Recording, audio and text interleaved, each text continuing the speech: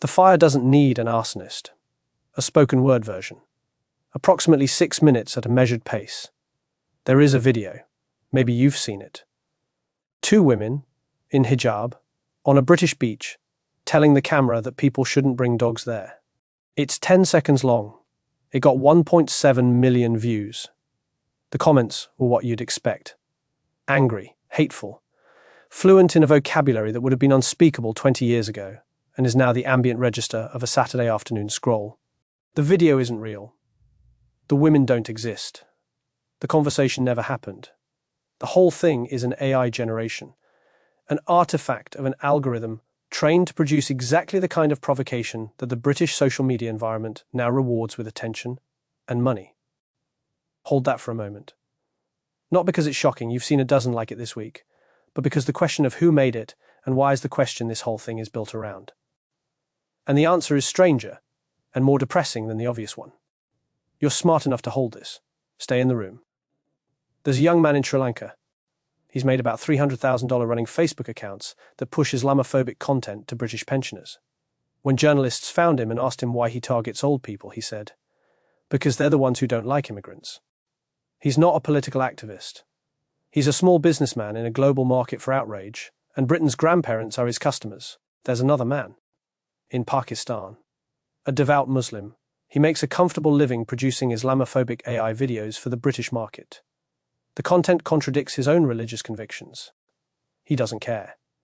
The algorithm pays. Stop. Let that settle.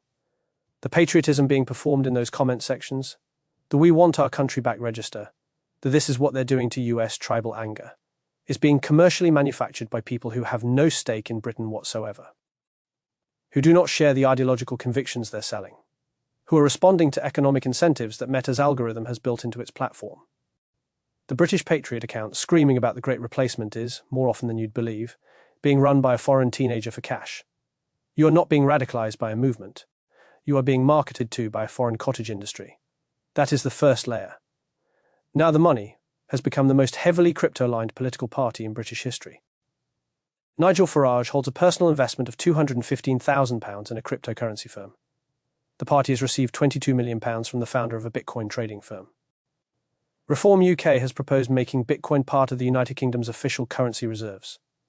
Bitcoin, which has historically crashed by 60% in a single year, in the reserves of the British state. A party heavily funded by crypto investors, whose leader is personally invested, is proposing to use state power to make crypto part of the national financial architecture in ways that would dramatically increase the value of those personal and donor investments. The technical term for this in any other context is cronyism. The paper trail is documented. The conflict of interest is open. I am not telling you this is a conspiracy. First, I am telling you this is a fact pattern. That is the second layer. But here's the thing. Andreessen Horowitz, Peter Thiel, the broader Silicon Valley faction that funded J.D. Vance. The European right isn't running a parallel operation to the American right. It's running a downstream version of it. The American genealogy goes back 50 years. The Powell Memo of 1971, Heritage, ALEC, Citizens United, the Tea Party, MAGA. 160 years of refinement if you trace it back to the Confederate planter class where it began.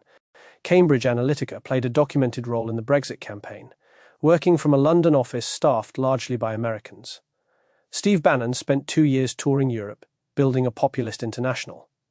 The Heritage Foundation's Project 2025 is now being treated as a template by parties across Europe, and the crypto wealth is the connecting tissue. American libertarian right money flowing through cryptocurrency networks into European political parties that share their objectives.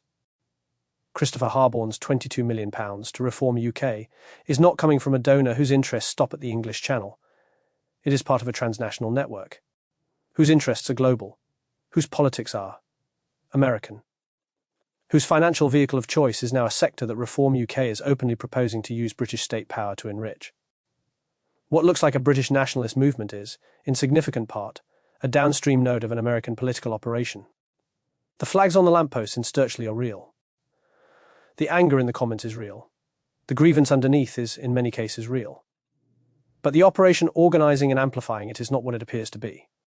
The patriotism parody scales upward. And then there's Russia. In 2014, Nigel Farage stood in the European Parliament and blamed NATO and the European Union for provoking Vladimir Putin. He said Putin was actually on our side. In the same room, at the same time. A fellow MEP named Nathan Gill delivered identical messaging. Gill is now serving 10.5 years in a British prison for accepting pro-Russian money to disseminate those specific views. That is court record. 11 years later, Reform UK's first official act in power was removing the Ukrainian flag from Essex County Council and replacing it with a second Union Jack. The same week, the AfD leader in Germany was using identical anti-Ukraine talking points to the ones Farage used in 2014. You can join these dots or not. The fact pattern is what it is. Now hold all of it. The Sri Lankan teenager, the Pakistani Muslim, the American crypto money, the heritage-trained operatives, the Russian state interest. None of them are coordinating. None of them need to. The conditions have been engineered upstream. The downstream operations align because the downstream environment was designed for that alignment. This is what the prepared environment looks like. It isn't a conspiracy. It doesn't require coordination. It requires only that the conditions remain present. And they do. The algorithmic incentive for outrage, the unregulated dark money flowing through political parties, the strategic interest of hostile states in Western fragmentation, the 50-year American project of institutional capture that has now matured into an export operation. All four conditions are now permanently in place. The fire does not need an arsonist. It needs fuel, oxygen, and a spark. All three are now ambient features of the British political environment. The next ignition is a matter of timing, not possibility. I am not offering you hope. Hope is not currently available, and anyone offering it is either lying or has not understood what is happening. What is available is determination, a closing window, and an honest map of what is burning. The mountain does not care about your feelings. The fire does not care whether you notice the smoke. We are not speculating. We are watching. Stay in the room.